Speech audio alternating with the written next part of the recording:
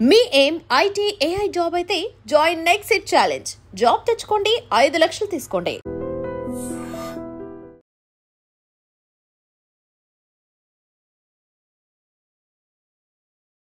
నమస్తే, welcome to iDream. ఈరోజు మనతో పాటు ఉన్నారు స్పెషల్ గెస్ట్, కాంగ్రెస్ పార్టీ అధికార ప్రతినిధి డాక్టర్ లింగం యాదవ్ గారు. సార్ నమస్తే. నమస్తే. ఎట్లున్నారు? గుడ్. Yes sir. సార్ ఏం సార్, కాంగ్రెస్ పార్టీ మన బీఆర్ఎస్ పార్టీ మీద కక్ష కట్టిందా? మొత్తం ముప్పేట దాడి బీఆర్ఎస్ టార్గెట్గా ఏవైనా సరే. మొన్నటి వరకు కేసులు అన్నారా, ఇప్పుడేమో లాస్ట్కి వస్తే కవిత గారు వచ్చిన తర్వాత, బయటకు వచ్చిన తర్వాత ఆమె చేసిన విమర్శల్ని ఇక మీరు ఎంజాయ్ చేస్తున్నట్టు అనిపిస్తుంది. ఏమైతుంది సార్? ఎందుకు టార్గెట్ బీఆర్ఎస్? వై? ప్రతిపక్షం ఉండొద్దా? ప్రశ్నలు వేయొద్దా? మీకు అదేవిధంగా ఐడ్రూమ్ ప్రేక్షకులకు నమస్కారం అండి. డెఫినెట్గా ఆనాడు కాంగ్రెస్ పార్టీ తల్లి సోనియా గాంధీ తెలంగాణ ఇస్తే 10 ఏళ్ళు తెలంగాణని పరిపాలించినటువంటి బీఆర్ఎస్ పార్టీ కల్వకుంట్ల కుటుంబం ఏ విధంగా అవినీతి అక్రమాలు చేసిందనేది ఇవాళ తెలంగాణ ప్రజలందరికీ తెలిసిందే. ప్రత్యేకించి కాంగ్రెస్ పార్టీ నాయకులు ఆనాడు మేము ఎన్నో చెప్పాము. ఇవాళ బీఆర్ఎస్ పార్టీ అవినీతికి కాదేది అనర్హం అన్నట్టు ఇవాళ కాళేశ్వరం నుంచి మొదలు పెట్టుకుంటే గొర్రెల స్కాము, చేపల scam, land mafia, sand mafia, liquor scam, విద్యుత్ కొనుగోలు, టెలిఫోన్ టాపింగు, ఫార్ములా ఈరేస్ అంటే ఈ 10 ఏళ్ల మొత్తం ఇవాళ తెలంగాణ ప్రజల కష్టార్జితమైన సొమ్ముని దోచుకొని దాచుకున్నటువంటి వ్యక్తులు ఇవాళ కల్వకుంట్ల కుటుంబం. ఇవాళ ప్రత్యేకించి కాళేశ్వరంలో కనుక మనం చూసుకుంటే వేలాది కోట్ల రూపాయలని దోచుకున్నారని మనం చెప్పడం కాదు, కాగు రిపోర్ట్ ఇచ్చింది. నేషనల్ డ్యామ్ సేఫ్టీ అథారిటీ చాలా స్పష్టంగా చెప్పింది. మొన్ననే పీసీ ఘోష్ కమిషన్, తెలంగాణ ప్రజాప్రభుత్వం ఏర్పాటు చేసిన పీసీ ఘోష్ కమిషన్ కూడా అందులో అక్రమాలు జరిగినాయి, దానికి ప్లానింగ్ లేదు, డిజైన్ లేదు అని చాలా స్పష్టంగా చెప్పడం జరిగింది. ఇవాళ కాంగ్రెస్ పార్టీ గౌరవ ముఖ్యమంత్రి రేవంత్ రెడ్డి గారు ప్రజాస్వామ్యబద్ధంగా ప్రతిపక్ష నాయకుడు అసెంబ్లీకి రండి, ప్రజాస్వామ్యబద్ధంగా ప్రతిపక్ష పాత్ర పోషించని చెప్తున్నటువంటి పార్టీ నాయకులు కాంగ్రెస్ పార్టీ ప్రజాప్రభుత్వం.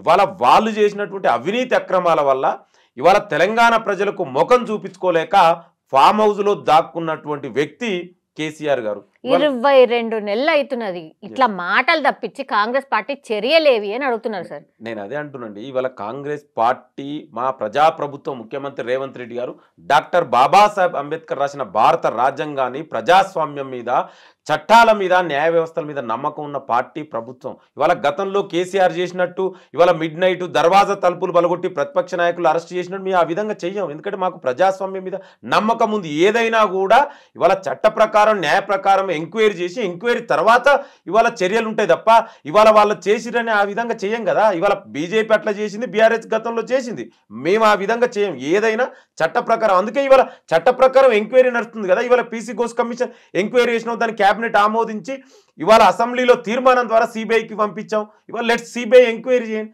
ఇవాళ బీఆర్ఎస్ పార్టీని మేము చేయవలసిన అవసరం లేదండి. బీఆర్ఎస్ పార్టీ అవినీతి సొమ్ము వాటాల వచ్చినటువంటి గొడవలు, ఆ పంపకాల గొడవల వల్ల ఇవాళ బీఆర్ఎస్ పార్టీ 3 ముక్కలుగా అవుతుంది. ఇవాళ ఒకవైపు హరీష్ రావు వర్గం, కేటీఆర్ వర్గం, కవితారావు వర్గం. ఇవాళ కాంగ్రెస్ పార్టీకి ఏం సంబంధం అండి? వాళ్ళ మధ్యలో వాటాల పంపకంలో గొడవలు. ఇవాళ పండోరా బాక్స్ మేము మొదటి నుంచి అదే చెప్తున్నాం. 10 ఏళ్ల పాలనంతా కూడా అవినీతి అక్రమాలు. ఇవాళ పండోరా బాక్స్ పగిలి బద్దలై ఆ పాపాల పుట్ట బయటకు వచ్చి వాళ్ళు ఒక్కొక్కరి కవిత గారే స్వయంగా చెప్తున్నారు. మీ పాత్ర లేదా? కాంగ్రెస్ పార్టీ పాత్ర ఉన్నదట. And especially CM Revanth Reddy దీన్ని వెనకాల ఉండి నడిపిస్తున్నారట. ఏదైతే కవిత గారు మాట్లాడుతున్నారో అవన్నీ రేవంత్ గారు మాట్లాడినే మాట్లాడట.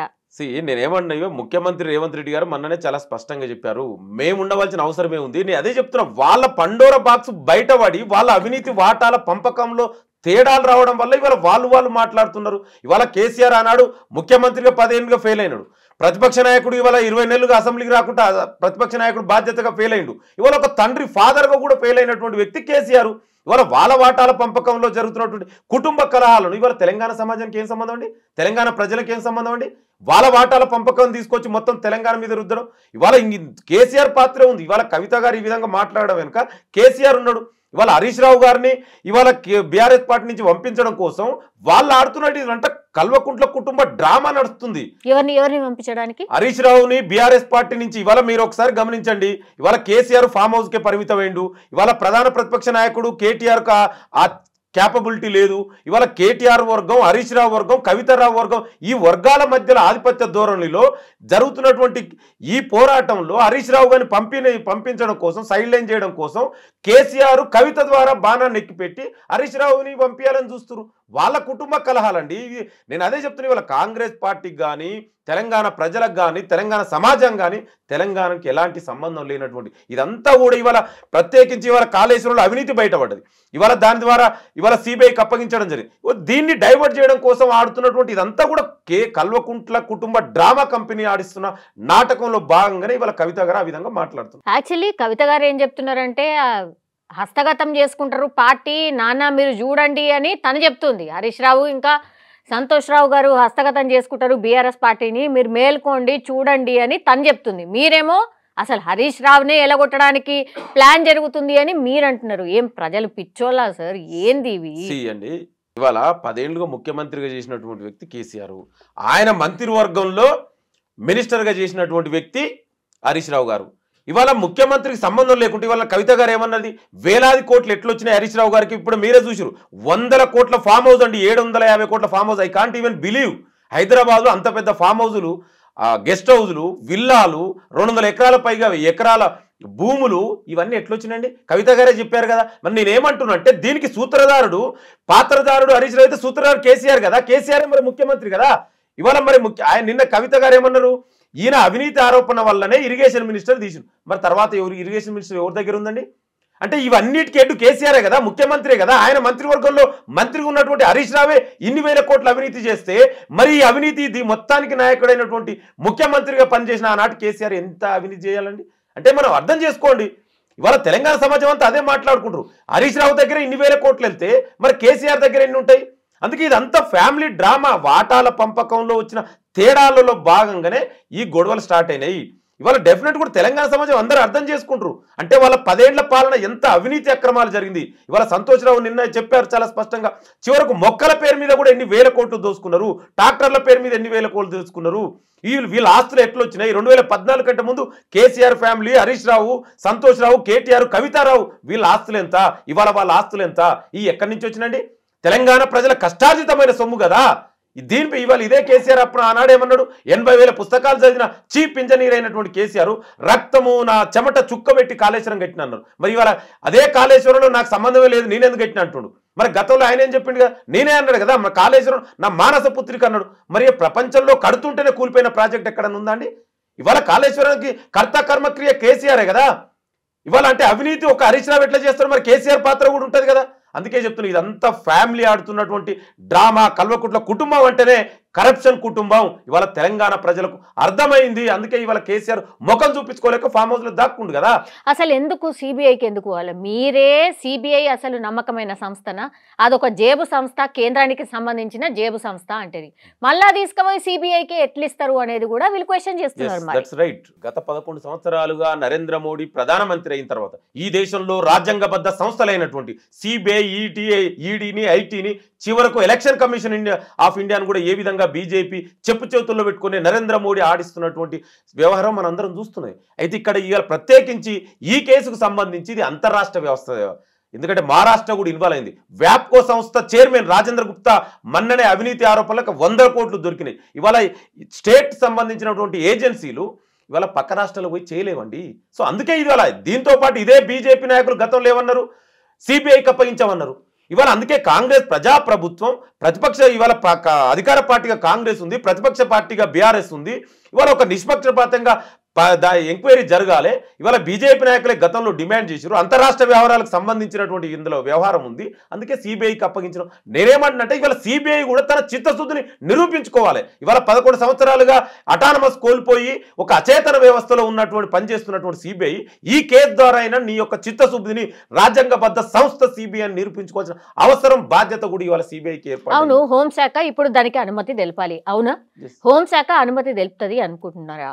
లేదంటే మళ్ళీ ఇట్లనే మాటలు దాడి చేసుకుంటా అట్లా అట్లా అట్లా కొనసాగింపు చేసుకుంటా నెక్స్ట్ ఎలక్షన్లు వచ్చే ముంగట ఏదో అలజడి, ఏదో సంథింగ్ చేయాలని అంటే మీరు అనుకోండి, లేకపోతే బీజేపీ అనుకుంటుందా? ఏం చేద్దాం అనుకుంటున్నారు?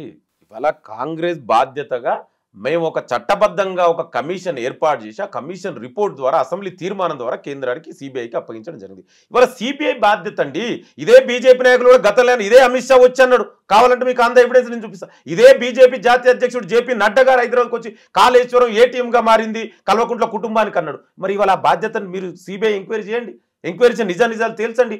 ఎందుకంటే బీజేపీ బీఆర్ఎస్ కూడా రెండు ఒకటే. అందుకే ఇవాళ ఆ నమ్మకం అది కాదు అని ప్రూవ్ చేసుకోవాల్సిన అవసరం ఏర్పడింది కదా సిబిఐకి. నీ అటానమస్ని ఇవాళ 11 సంవత్సరాలుగా బీజేపీ తెచ్చినటువంటి అన్ని బిల్లులకు సపోర్ట్ చేసింది ఇదే బీఆర్ఎస్. గతంలో జీఎస్టీకి సపోర్ట్ చేశారు, డిమానిటైజేషన్ సపోర్ట్ చేశారు, రైతు వ్యతిరేక నల్ల చట్టాలకు సపోర్ట్ చేశారు, ప్రెసిడెంట్ వైస్ ప్రెసిడెంట్ ఎలక్షన్లకు కూడా సపోర్ట్ చేసినటువంటి చరిత్ర బీఆర్ఎస్కు ఉంది. ఇవాళ నేనేమంటే ఇవాళ ఇదే కవిత గారికి లిక్కర్ స్కామ్ కేసులో బెయిల్ రావడానికి వారం రోజులు ఢిల్లీలో ఇదే హరీష్ రావు కేటీఆర్ పోయి ఢిల్లీలో ఎవరినోను కలిసిరు, ఎవరు కలిస్తే బెయిల్ వచ్చింది అనేది కూడా తెలంగాణ సమాజం మర్చిపోయిందా అండి? అందుకే నేను ఏమంటున్నా అంటే ఇవాళ సిబిఐ చిత్తశుద్ధిని నిరూపించుకోవాలి. నువ్వు రాజ్యాంగబద్ధ సంస్థగా పనిచేస్తున్నావు, మాకు ఏ పొలిటికల్ పార్టీతో సంబంధం లేదని నిరూపించుకోవాల్సిన అవసరం కూడా ఇవాళ సిబిఐకి ఏర్పాటైంది. ఇవాళ నేను ఏమంటున్నా అంటే బీజేపీ ప్రభుత్వం కూడా మరి గతంలో చెప్పారు అవినీతి జరిగిందని, ఇవాళ ఎంక్వైరీ చేయండి. మరి మీరే అడిగారు కదా, ఇదే బీజేపీ నాయకులు అడిగారు కదా సిబిఐకి ఇవ్వమని, ఇప్పుడు ఇచ్చాం. మరి చేయండి, మీరు ఎంక్వైరీ తేల్చండి, చట్టపరంగా చర్యలు తీసుకోండి. ఇవాళ అవినీతి జరిగిందని మీరు కూడా అన్నారు కదా, మరి ఇప్పుడు ప్రూవ్ చేయవలసిన బాధ్యత కూడా మీదే ఉంది, అరెస్ట్ చేయండి చట్ట ప్రకారం. నేనేమంటున్నంటే కాంగ్రెస్ పార్టీ ఎక్కడ కూడా ప్రతిపక్ష నాయకులని గతంలో బీజేపీ చేసినట్టు బీఆర్ఎస్ చేసినట్టు చేయాలని అవసరం లేదు మాకు. మేము ఆనాడు ఏదైతే చెప్పినో కరప్షన్ జరిగింది 10 ఏళ్ల బీఆర్ఎస్ పాలనను, దానికి చట్ట ప్రకారమే చర్యలు తీసుకుంటా ఉన్నాం. దాని ప్రకారమే ఇవాళ అదే అనుకుంటే మరి 20 నెలలు మేము ఎందుకు అవుతామండి? సిబిఐ కేసులు ఎంతమంది మీద పడ్డాయండి, ఆ తర్వాత మళ్ళీ బెయిల్ తీసుకొని బయటకు వచ్చారు. కానీ ఎక్కడన్నా రిజల్ట్ వచ్చిన సందర్భాలు చాలా అంటే చాలా తక్కువ ఉన్నాయి. ఎందుకు ఈ డ్రామాలు, ఎందుకు ఇదంతా, అసలు అవసరమా? ఇప్పుడు కనబడుతుందా లేదా కాళేశ్వరంలో అవినీతి జరిగిందని ప్రజలందరూ కూడా మాట్లాడుకుంటున్నారు. సొమ్ము రికవరీ కావాలా, ప్రజలకు సొమ్ము బ్యాక్ రావాలా, అదెందుకు ఆలోచిస్తలేవు పార్టీలు అనేది కూడా ఇంకో వర్షన్ ఉంది. మరి అదే అంటున్నాండి, మీరు అన్నట్టు ఎగ్జాక్ట్ రైట్. గత 11 సంవత్సరాలుగా సిబిఐ కేసులు ఒకసారి కనుక మీరు గమనిస్తే 2014 కంటే ముందు సిబిఐ కేసులలో 70%, నేను చెప్పిన కాదు, రీసెంట్గా ఇండియన్ ఎక్స్ప్రెస్లో ఒక ఆర్టికల్ కూడా వచ్చింది, 70% పైగా కేసులన్నిటి కూడా సక్సెస్గా పంపించి జైలుకు పంపించిన చరిత్ర గత 2014 కంటే ముందు జరిగింది. ఇవాళ 2014 నుంచి సిబిఐ కానీ ఈడీ కేసులలో కానీ ఆ జైలుకు పంపించినటువంటి శాతం 10% కూడా దాటలేదు. నేను ఏమంటున్నా అంటే ఇది బీజేపీ తన యొక్క జేబు సంస్థలుగా మార్చుకున్నారు. నేను ఇప్పుడు ఈ కేసులో సిబిఐ చిత్తశుద్ధి నిరూపించుకోవాలి కదా, ఇది అంతరాష్ట్ర సంబంధించిన ఇతర రాష్ట్రాలు కూడా ఇన్వాల్వ్ అయింది. ఇప్పుడు వ్యాప్స్కము, అదేవిధంగా సెంటర్ వాటర్ కమిషన్స్, సిడబ్ల్యూసి కూడా కేంద్ర ప్రభుత్వంలో ఉన్నటువంటి సంస్థలు రాష్ట్ర ఏజెన్సీలు పోయి అక్కడ ఎంక్వైరీ చేయలేవు సరిగా. సో దానివల్ల ఇవాళ ఆ లిమిటేషన్స్ ఉంటాయి కదా, విత్ ఇన్ ద స్టేట్స్కి ఒక స్టేట్కి పోవాలంటే చాలా లిమిటేషన్స్ ఉంటాయి. సిబిఐ అయితే నువ్వు ఎంక్వైరీ చేయమని అడిగినావు, దానికి వాళ్ళు నిరూపించుకోవాలి అంతే తప్ప ఏదో గతంలో చేసినట్టు ప్రతిపక్ష పార్టీల మీద ఏదో అక్రమ కేసులు మాకు ఆ విధంగా లేదు. ఎందుకంటే మేము ప్రజాస్వామ్యబద్ధంగా ప్రతిపక్ష నాయకుడు ఉండాలంటున్నాం కదా, ప్రతిపక్ష నాయకుడు అసెంబ్లీకి రండి అంటున్నాం కదా, మీరు ఏమైనా సమస్యలు ఉంటే ప్రభుత్వం తీసుకురండి అని చెప్తున్నాం కదా. మేము ఆ విధంగా మీరు చేసినట్టు మేము చేయమండి, ఎందుకంటే మాకు చట్టాల మీద రాజ్యాంగం మీద నమ్మకం ఉన్నటువంటి పార్టీ ప్రభుత్వాలు మావి. మీరు ఇవాళ బీజేపీ ఎంక్వైరీ చేయండి. ఇవాళ కేసీఆర్ మరి ఎందుకు రావట్లేదు, ఇంత జరుగుతుంటే కూడా ఎందుకు మాట్లాడతలేడండి? ఇవాళ సొంత కూతురే కదా కవిత, ఒక ఎమ్మెల్సీ సొంత కూతురు, ఎక్స్-సీఎం కూతురు, ఆమె వచ్చింత ఓపెన్కి ఇంత అవినీతి జరిగింది, ఇన్ని వేల కోట్లు దోసుకున్నారు, ఇక్కడిక్కడ విత్ ఎవిడెన్స్తో సహా చెప్పింది. 30 కంపెనీలు ఎస్టాబ్లిష్ అయినాయి ఒక ఇంటి అడ్రస్ పొంది. అవినీతి చేసింది సంతోష్ రావు అండ్ హరీష్ రావు అని చెప్తుంది, అంతే కదా? అండి వాళ్ళిద్దరే చేసిండ్రు, ఆ మరకంతా మాకు అంటించిండ్రు, ఇదే చెప్తున్నారు తను. నేను ఏమంటున్నా అంటే వీళ్ళంతటికి నాయకుడు ఎవరండి? ఇప్పుడు ముఖ్యమంత్రి కిందనే కదా, ముఖ్యమంత్రి హెడ్ ఆఫ్ ది కదా గవర్నమెంట్కు, head of the government CM. మరి ఆనాడు సీఎం ఎవరు? కేసీఆర్. ఆయన ఆ క్యాబినెట్లోనే మంత్రిగా పనిచేసినటువంటి ఒక మినిస్టర్ హరీష్ రావు గారి దగ్గరనే ఇన్ని వేల కోట్ల అవినీతి జరిగితే మరి మొత్తానికి నాయకుడైనటువంటి ప్రభుత్వానికి, ఆనాటి ప్రభుత్వానికి నాయకుడైనటువంటి కేసీఆర్కి ఎన్ని వేల కోట్ల అవినీతి జరుగుతుంది తెలియదేమో, తెలియదనే చెప్తున్నారు కదా కవిత గారు. మా నాన్నకు తెలియదు, మా అన్నకు తెలియదు. అక్కడే ఉంది లాజిక్. ఇక్కడ ఏంటంటే ఇవాళ హరీష్ రావు గారు కాంపిటేటివ్ అయిండు కేటీఆర్ కు. ఇవాళ అవినీతి అనేది కేటీఆర్ చేసిండు, కవితారావు చేసిండు, హరీష్ రావు, కేసీఆర్, సంతోష్ రావు, వీళ్ళందరూ అవినీతి చేసిరు. వీళ్ళందరూ అవినీతి చెప్పితే వీళ్ళ వేలాది కోట్లు ఎక్కడి నుంచి వచ్చినాయండి? వీళ్ళ ఆస్తులు ఎంత? నేను ఒకటే ప్రశ్నిస్తున్నా మీ ద్వారా. 2014 ముందు వీళ్ళ ఆస్తులు ఎంత? ఇదే కవిత గారు చెప్పారు కానీ నిన్న అలా మ్యారేజ్ చేస్తాం, కవిత మ్యారేజ్ చేసేటప్పుడు కేసీఆర్ దగ్గర డబ్బులు లేవన్నది. మరి ఇవాళ ఇంత వేల కోట్ల ఆస్తులు ఎట్లొచ్చినాయి? ఈ ఫామ్ హౌస్ కల్చర్ ఎట్లొచ్చింది? అంటే 10 ఏళ్లలో తెలంగాణ ప్రజల సొమ్ముని ఇవాళ దోచుకొని దాచుకున్నారు. ఇవాళ దాచుకున్న వాటాల పంపకంలో ఒకవైపు అయితే రెండో కోణం ఏంటంటే హరీష్ రావు గారిని ఇవాళ కేటీఆర్కు హరీష్ రావుకు మధ్యలో ఇవాళ ఆధిపత్య పోరు నడుస్తుంది. బీఆర్ఎస్ పార్టీ ఇవాళ కేసీఆర్ గారు వచ్చి ఇవాళ బీఆర్ఎస్ పార్టీని నడిపించే పరిస్థితులు లేడు. ఇవాళ ఫామ్ హౌస్కి పరిమితమైండు. నెక్స్ట్ ఈ లీడర్షిప్ ఎవరు అంటే ఇవాళ కేటీఆర్ వర్సెస్ హరీష్ రావు. వీళ్ళిద్దరి మధ్యలో హరీష్ రావు గారిని ఈ పేరు మీద బయటకు పంపించాలని కేసీఆర్ ఆడిస్తున్నటువంటి ఒక పెద్ద డ్రామా ఇది. అందుకే వాళ్ళంతా ఇవాళ మీరు చూడండి, మరి ఇన్ని మాట్లాడుతున్న కవిత గారు ఎందుకు కేసీఆర్ గురించి మాట్లాడతలేదు, ఎందుకు కేటీఆర్ గురించి మాట్లాడతలేదు? మరి వాళ్ళు కూడా అవినీతి చేసిరు కదా. ఇదే టెలిఫోన్ టాపింగ్ మీరు అందరూ చూసిరు. ఇవాళ ఎవిడెన్స్ బయటకు వచ్చినాయి. చివరకు జడ్జీలు ఫ్యామిలీ భార్య భర్తలు కూడా మాట్లాడుకున్నట్టు దుర్మార్గాలను ఇన్నటువంటి చరిత్ర వాళ్ళది కదా. ఇవాళ మరి దాని గురించి కేసు ఏడున్నదండి, అది అట్లనే ఉన్నది కదా. అదే చెప్తున్నాండి. ఇవాళ ఏదైనా కూడా ఎన్ని రోజులు విచారణ చేస్తారు, విచారణ చేస్తూనే ఉంటారా, ఇంకా చర్యలు ఉండవా అనేది కూడా చాలా మంది క్వశ్చన్ చేస్తున్నారు. క్వశ్చన్ చేయడంలో కూడా అర్థం ఉంది. కానీ ప్రభుత్వం వాళ్ళ లెక్క గతంలో లెక్క కక్ష సాధింపు చేయమంటున్నాం మేము. ఎంక్వైరీ జరుగుతుందండి. ఎంక్వైరీ చేసిన తర్వాత ఆ నిజానిజాలు బయటకు వస్తాయి. దాని తర్వాత చర్యలు ఉంటాయి తప్ప ఇమ్మీడియట్గా ఓకే అవినీతి జరిగిందని మా ప్రభుత్వం మరి అట్లా అంటే 20 months మేము ఎందుకు వెయిట్ చేస్తామండి? ఏమో లోపల మాట్లాడేసుకున్నారు, మీకింత మాకింత అని మాట్లాడేసుకున్నారు. ఆ కేసులన్నీ ఉత్తయ్యే, మేమేదో ఇట్లా అన్నట్టు చేస్తాం, దాని తర్వాత ఏముండవులే అనే అండర్స్టాండింగ్ జరిగింది అని. ఇదే బీఆర్ఎస్ నాయకులు కేసీఆర్ మా నాయకులు ఎంత ఇబ్బంది పెట్టినండి 10 ఏళ్ళుగా.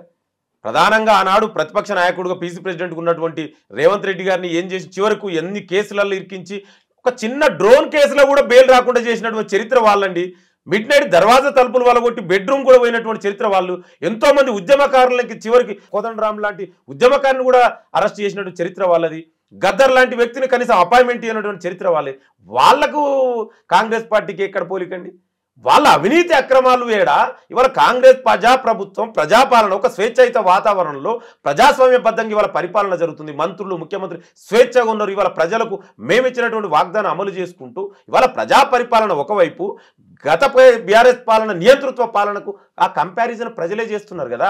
వాళ్ళ గడిల పాలన పాత్ర పెట్టిరు కదా. అందుకే ఇవాళ ప్రజాస్వామ్యబద్ధ పరిపాలన జరుగుతుంది. ఈ ప్రజాప్రభుత్వం ప్రజలకు అకౌంటబిలిటీ ఉంటుంది. ఆ అకౌంటబిలిటీ కోసం వాళ్ళు చేసినటువంటి దుర్మార్గాలు 10 ఏళ్ల పాలన ఒక్కొక్కటి అవినీతి బయట పెడుతున్నాం. చట్ట ప్రకారం ఎంక్వైరీ ఉంటుంది. అంతే తప్ప ఇప్పుడే చేయండి ఇమ్మీడియట్గా అట్లా చేయమండి. మేము మాకు నమ్మకం ఉంది ప్రజాస్వామ్యం మీద, రాజ్యాంగం. ఎన్నేళ్ళు అదే వెయిట్ చేస్తున్నారు. ఇంకెన్నేళ్ళు ఆగాల, ఇంకెన్నేళ్ళు రికవరీ చేస్తారు? ఆ పైసలు ఏమన్నా బ్యాక్ వస్తాయా రావా? ఇట్లే తిట్టుకుంటా పోతారా? ఎక్కడ కూడా తిట్టుకోవడానికో వాళ్ళని ఏదో వేధింపులు చేయడానికి ఈ ప్రభుత్వం లేదండి. డెఫినెట్ కూడా ఎంక్వైరీ నడుస్తుంది. తొందరలోనే ఎంక్వైరీ వాళ్ళ చివరి దశకు వచ్చింది. ఇవాళ కాళేశ్వరంలో కమిషన్ వేసాం, రిపోర్ట్ సిబిఐకి ఇచ్చాం. ఒక్కొక్కటిగా మిగతా నేనేమంటున్నంటే ఎంత దుర్మార్గాలు చేసిరో ఇవాళ కవిత గారే చెప్తున్నారు కదా. నేరెళ్ళ ఘటన దళితుల మేము 10 ఏళ్ళు మేము గతంలో చెప్పినాం కదా. ఇదే ప్రతిపక్ష కాంగ్రెస్ పార్టీ నుండి మేము ఎన్నిసార్లు చెప్పినాం? వాళ్ళకి ఏమైనా న్యాయం జరిగిందా సార్? మీరు టాపిక్ తీసుకొచ్చారు. ఏమి ఇప్పుడు తన వచ్చింది కాబట్టి మళ్ళీ నేరెళ్లకు సంబంధించినది మళ్ళీ ఒకసారి రైజ్ అయింది. నేను అదే చెప్తున్నాను. ఒక నేరెళ్ళనే కాదు, మంటన్లో మధుకరు, అదే విధంగా మరియమ్మ కేసు, ఇవాళ ఎన్నో కేసులు ఉన్నాయి. వాళ్ళు చేసిన దుర్మార్గాలు ఒక్కొక్కటికి ఎంక్వైరీ జరుగుతుంది. నేను ఏమంటున్నా అంటే దయచేసి మీరు ఇవాళ ఒక ప్రభుత్వానికి ఒక కమిషనర్కి ఇన్ని రోజుల్లో అరెస్ట్ చేయాలి, ఇప్పుడే చేయాలంటే ఇన్స్టాంట్ జస్టిస్ జరగదండి. ఇది ఇన్స్టాంట్ కాపీ లెక్క ఇన్స్టాంట్ జస్టిస్ గురించి కాదండి. ఇది చెప్పుకోవడానికి బాగుంటుంది. మేమేమంటున్నాం అంటే ఎంక్వైరీ ద్వారా ప్రూవ్ చేసి విత్ ఆ ఎవిడెన్స్ తోటి బయట పెడతాం. ఇవాళ మీరన్నట్టు నేరెళ్ల మీద కూడా ఇలా ఎంక్వైరీ తొందరలో ప్రభుత్వం వేస్తుంది. డెఫినెట్ కూడా దానికి బాధ్యులైన వ్యక్తులు శిక్షిస్తుంది, చట్ట ప్రకారం శిక్షిస్తుంది అని అంటున్నా. వ్యక్తిగతంగా కక్షలు మాకుండా ఈ ప్రభుత్వానికి అంటున్నాం. డెఫినెట్ కూడా గత ప్రభుత్వంలో జరిగిన అన్ని ఎంక్వైరీలు ఒక్కొక్కటిగా వేసినాం. తొందరగా ఒక్కొక్కటి కంప్లీట్ అవుతుంది. అయిన తర్వాత డెఫినెట్ కూడా చర్యలు తీసుకున్నాం. ఎంత పెద్ద వ్యక్తులు, అది కేసీఆర్ అయినా కేటీఆర్ అయినా హరీష్ రావా కవిత ఎవరున్నా కూడా ఎవరు ఈ ప్రభుత్వానికి ఎవరు ఎక్కువ తక్కువ కాదండి. డెఫినెట్ కూడా చట్ట ప్రకారం తీసుకుంటాం. ఎన్నిసార్లు చాలా కేసెస్ గురించి మీరు కేటీఆర్ రేప్ అరెస్టు, ఇఎల్ అరెస్టు అవి చూసి చూసి చూసి అరెస్ట్ లేదు, ఏమీ లేదు, మీకేం చేత కాదు అనే స్థాయిలో తీసుకొచ్చి పెట్టుకున్నారు. అయినా సరే మేము ఇట్లనే చేస్తాం, చట్టం ప్రకారమే చేస్తాం అనుకుంటా పోతే ఇక కాంగ్రెస్ పార్టీ మరి ప్రజలలో చులకనవుతుందా లేకపోతే పల్సన అవుతుందా మీరు చెప్పాలి. ఇవాళ నియంతృత్వ పాలనకు, ప్రజాస్వామ్యబద్ధ పాలనకు, రాజ్యాంగబద్ధ పాలనకు చాలా డిఫరెన్స్ ఉంటుంది. కేసీఆర్ గతంలో నియంతృత్వ పాలన జరిగింది, ఒక ఫాసిస్ట్ పాలన లెక్క జరిగింది. అక్కడ ఎవరికి ప్రజలకు ఆనాడు స్వేచ్ఛ లేకుండే, ప్రతిపక్షాలకు స్వేచ్ఛ లేకుండే, పత్రికకు మీడియాకు కూడా స్వేచ్ఛ లేకుండా గతంలో జరిగింది. ఇవాళ ఆ విధంగా జరగదంటున్నామండి. డెఫినెట్గా ఇవాళ మాకు ప్రజాస్వామ్యబద్ధంగా ఏదైనా ఎంక్వైరీ ప్రజాస్వామ్య మీరు చూడండి. కసబ్ లాంటి వ్యక్తిని కూడా ఈ దేశం this is the law of land, ఈ దేశంలో అంత పెద్ద తీవ్రవాదికి కూడా మనం చట్ట ప్రకారమే శిక్షించినాం. మీ అందరికీ తెలిసిన, మీరు కూడా సీనియర్ జర్నలిస్టులు, అంత పెద్ద తీవ్రవాదికి కూడా చట్ట ప్రకారం ఎంక్వైరీ చేసే శిక్షించినాం కదా. మరి ఈ దేశంలో ఎందుకంటే అది this the law of land. ఈ కంట్రీలో చట్ట ప్రకారం ఆ రాజ్యాంగాన్ని చట్టాన్ని నమ్మే పార్టీ ప్రభుత్వం మాది, కాంగ్రెస్ పార్టీ ప్రభుత్వం. సో డెఫినెట్ కూడా ఎవరైనా కూడా వాళ్ళకి చట్ట ప్రకారం చేస్తుంది తప్ప ఏదో ఇన్స్టాంట్గా జరగాలనేది ఆ విధంగా జరగదండి. మనం అనుకున్నట్టు కాదు కదా చట్టాలు. కేసీఆర్ అట్లా చేసిండు, మేము చెయ్యము అంటున్నాం. అదే మా డిఫరెన్స్. ఆ నియంతృత్వ పాలనకు ఈ ప్రజాస్వామ్య పాలనకు డిఫరెన్సే అదే అంటున్నాం. ఆ ప్రజలు కూడా అర్థం చేసుకుంటారు. మీరు చూడండి ఎంక్వైరీ అంటే ఇప్పుడు ప్రభుత్వం ఏర్పాటై 20 నెలలు అయింది. డెఫినెట్గా వెయిట్ చేయండి. ఒక్కొక్క కమిషన్స్ కు ఎంక్వైరీ తర్వాత డెఫినెట్ కూడా బాధ్యులైన వ్యక్తులందరినీ కూడా శిక్షిస్తాం. కాళేశ్వరం అతి పెద్ద కుంభకోణం అని చాలా డేస్ నుంచి మాట్లాడుతున్నారు. ఇప్పుడు లాస్ట్కి వస్తే సిబిఐ దగ్గర మీదేంటి లెటర్ రాసిర్రు సిబిఐ టేకప్ చేయాలి అని. అది ఎప్పుడు స్టార్ట్ కావచ్చు, ఎప్పుడు ఎండ్ అవ్వచ్చు? లాస్ట్లీ నేనేమంటున్నంటే ఇవాళ ఒక ప్రజాస్వామ్యబద్ధంగా ఎలక్ట్ అయినటువంటి ప్రజాప్రభుత్వం ముఖ్యమంత్రి రేవంత్ రెడ్డి గారి ఆధ్వర్యంలో ఒక కమిషన్ ఏర్పాటు చేసి ఆ కమిషన్ రిపోర్ట్ ఇచ్చింది. రిపోర్ట్ క్యాబినెట్ అప్రూవ్ చేసి అసెంబ్లీ తీర్మానం ద్వారా సిబిఐకి ఇవ్వడం జరిగింది. ఇప్పుడు సిబిఐ ఆ కమిషన్ టేకప్ చేస్తే తొందరలోనే డెఫినెట్గా నేనేమంటున్నా, బీజేపీ నాయకులు కూడా అడిగారు కదా ఎంక్వైరీ చేయమందాం, లెట్స్ సీ. వాళ్ళ బీజేపీ నాయకులు ఇల్లే గతంలో ఇక్కడ కాళేశ్వరం అవినీతి మారిందన్నారు. మరి ఇప్పుడు ఆ చిత్తశుద్ధిని నిరూపించుకోవాలి కదా. బీజేపీ నాయకులు ఎంతోమంది వాళ్ళ జాతీయ అధ్యక్షుడి నుంచి ఇక్కడ అవినీతి అన్నారు కాళేశ్వరంలో. మరి సిబిఐ ఎంక్వైరీ చేయమనండి. వాళ్ళందరూ అడిగారు. ఇది అంతర్రాష్ట్రాల సంబంధించిన విషయము. దానికోసం సిబిఐకి మా చిత్తశుద్ధిని నిరూపించుకున్నాం. ఇప్పుడు సిబిఐ కూడా బీజేపీ కేంద్ర ప్రభుత్వం కూడా తన చిత్తశుద్ధిని నిరూపించుకొని ఎంక్వైరీ చేయండి. ఎంక్వైరీ తర్వాత చర్యలు తీసుకుంటాం. సో నేనేమంటున్నా అంటే దయచేసి ఇంకా చేయట్లేరు అట్లా ఉండదండి. ఇన్స్టాంట్ జస్టిస్, ఇన్స్టాంట్ కాపీలకు ఇన్స్టాంట్ జస్టిస్ జరగాలండి. అట్లా కాదు కదా. ఇది ప్రజాస్వామ్య పాలన. మేము పార్టీ నమ్ముతాం. ఎందుకంటే మేము రాజ్యాంగాన్ని రక్షించే పార్టీ, రాజ్యాంగాన్ని ఉండాలనుకున్న పార్టీ మాది. ఇదే కల్వకుంట్ల కుటుంబం గతంలో అన్న రాజ్యాంగాన్ని కూడా మార్చామని. ఎందుకంటే బీజేపీ నాయకులు వీళ్ళిద్దరు 10 ఏళ్ళుగా ఒకటే కదా. సో అందుకే ఇవాళ బీజేపీ కూడా చిత్తశుద్ధిని నిరూపించుకోవాలి. ఇవాళ రాష్ట్రంలో జరిగిన 10 ఏళ్ల పాలన అంతా కూడా ఇవాళ తెలంగాణ ప్రజలు గుర్తు చేసుకుంటారు. ఆ పాలనకు డిఫరెన్స్ ఏంది, ఇవాళ కాంగ్రెస్ ప్రజాప్రభుత్వ పాలనకు డిఫరెన్స్ ఏందని. ఇవాళ వాళ్ళ 10 ఏళ్లలో ఎంత దోచుకున్నారు. ఇవాళ నేను అదే అంటున్నాండి, ఒక కాళేశ్వరం ఏంది, ఇవాళ ఒక కేసుకు బయటపడితేనే ఇన్ని వేల కోట్ల అవినీతి బయటపడుతుంది. ఇక వాళ్ళు 10 ఏళ్ల పాలన తెరిస్తే తెలియవు. కనీసం కల్వకుంట్ల కుటుంబం ఏంది ఇంకా ఎన్ని స్కాములు చేసి ఉంటుంది 10 ఏళ్లలో. ఆనాడు కనీసం మాట్లాడే స్వేచ్ఛని ఇచ్చారు ఎవరికైనా? కనీసం మీడియాను కూడా స్వేచ్ఛ ఇవ్వలే కదా. ఇవాళ అందుకే వాళ్ళు చేసిన పండోరా బాక్స్, ఆ పాపాల పుట్టంతా బయటపడి తెలంగాణ ప్రజల పాపం తలిగి ఇవాళ కల్వకుంట్ల కుటుంబానికి ఇవాళ ఒక్కొక్కటిగా బయటపడుతున్నాయి. వాళ్ళ ద్వారానే బయటపడుతున్నాయి. ఇవాళ గతంలో మేము చెప్తే వాళ్ళు ఏమన్నారు, ఏదో కాంగ్రెస్ పార్టీ విమర్శిస్తున్నారు. ఇవాళ ఎవిడెన్స్ వచ్చింది కదా, సొంత కూతురే కదా ఒక్కొక్కటి చెప్తుంది. అందుకే ఈ అన్నిటికీ నాయకుడు వెనుక కూడా కేసీఆరే ఉండు. ఇవాళ కేసీఆర్ అనుమతి లేకుండా ఒక హరీష్ రావుకి అవినీతి చేసి కేసీఆర్ చేయలేదంటే ఎట్లా అండి? ఆ నాయకుడే కేసీఆర్ కదా. అందుకే ఇవాళ అవినీతి మొత్తానికి నాయకుడు కేసీఆర్ ఆడిస్తున్నటువంటి డ్రామాలో భాగంగానే ఈ కల్వకుంట్ల కథా చిత్రం నడుస్తుంది కవిత ద్వారా. చూద్దాం ఏమవుతుందో. Thank you sir. Thank you. And for more videos, please subscribe to iDream. Please subscribe to iDream. Please subscribe iDream. And please subscribe to iDream. For more videos, subscribe to iDream. please like, share and subscribe to the channel. Congratulations, iDream. Subscribe to iDream. Subscribe to iDream. So subscribe to iDream Media. iDream team andarki huge congratulations. Please subscribe iDream Media. Please subscribe to iDream. Subscribe iDream. Please subscribe to iDream. iDream అంటే నా కళల ఛానల్ను subscribe చేసుకున్న నోరు తిరుగుతలేదు, మీరైతే గంట గుర్తు కొట్టండి. For more such videos, please subscribe to iDream. Subscribe to iDream. Please subscribe to iDream. Please subscribe iDream Media. Please do subscribe to iDream. Please subscribe to iDream Media. For best entertainment and information, please subscribe iDream. And don't forget to subscribe to iDream.